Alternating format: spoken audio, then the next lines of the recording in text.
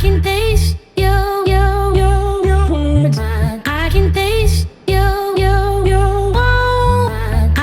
Coucou tout le monde. Aujourd'hui, dans le cadre de l'anniversaire de la loi Hamon, on retrouve Joachim, coordinateur chez Sol Violette, pour qu'il nous parle un peu plus de l'association. C'est parti!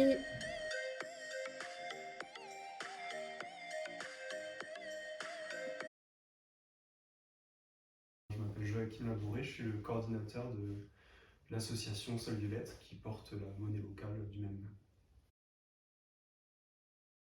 Sol Violette ou la Sol Violette, comme on veut, c'est une monnaie locale qui circule sur la région toulousaine. Leur objectif, c'est d'avoir un outil en parallèle de l'euro qui va circuler uniquement sur un territoire défini et du coup qui va permettre d'ancrer la richesse dans ce territoire. Parce qu'en fait, on peut uniquement dépenser ces sols violettes au sein des commerçants, des acteurs, des structures de la région toulousaine. Et ensuite, elles-mêmes, quand elles reçoivent des sols violettes, elles doivent le redépenser aussi pour payer des fournitures ou des services ou des salaires ou ce genre de choses. C'est simple, pour un utilisateur, une utilisatrice, il faut d'abord adhérer à l'association. Ça, c'est une contrainte légale. En fait, les monnaies locales, c'est encadré, c'est reconnu par la loi sur l'économie sociale et solidaire de 2014, la loi Hamon, qui les a intégrées au code monétaire et financier. Et une fois qu'on est adhérent, on a simplement à changer des euros en sol violette. En fait, il faut qu'on fasse une conversion. Un sol violette, c'est équivalent à 1 euro. À ce niveau-là, il y a deux modes de paiement en sol violette aujourd'hui. Historiquement, depuis 2011, depuis le lancement du sol violette, il y a un format papier, des coupons billets en fait, tout simplement. Ces coupons, en fait, pour les obtenir, il faut se rendre dans ce qu'on appelle des comptoirs de change. Et donc, une fois que j'ai obtenu mes billets, tout simplement, je vais après aller les dépenser pour faire des achats en tant que particulier. Et depuis 2019, on a aussi un format numérique avec une application de paiement. Et ensuite, pour le professionnel, lui, quand il va recevoir ses sols violettes, il a différentes possibilités.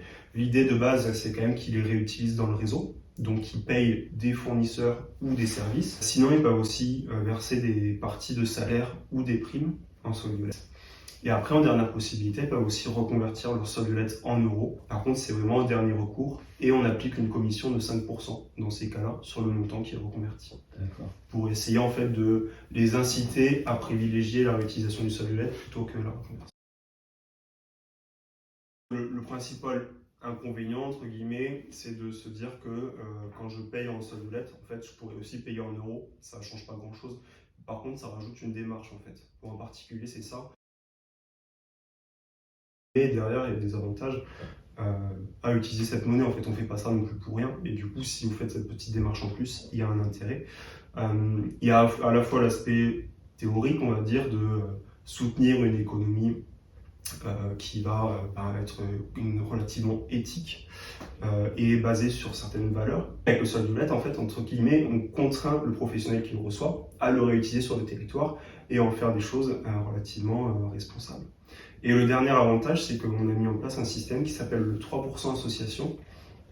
En fait, c'est un système de parrainage d'associations du territoire où, quand on adhère, on peut sélectionner une association qu'on veut parrainer et l'association, elle recevra l'équivalent de 3% des sols violettes qu'on aura convertis pendant l'année.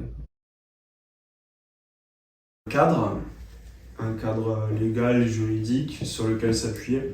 C'est-à-dire qu'en fait, la difficulté, c'est qu'avant 2014, les gens qui utilisaient une monnaie locale, il y avait quand même un certain flou derrière et du coup une forme d'insécurité, parce que ça reste de l'argent.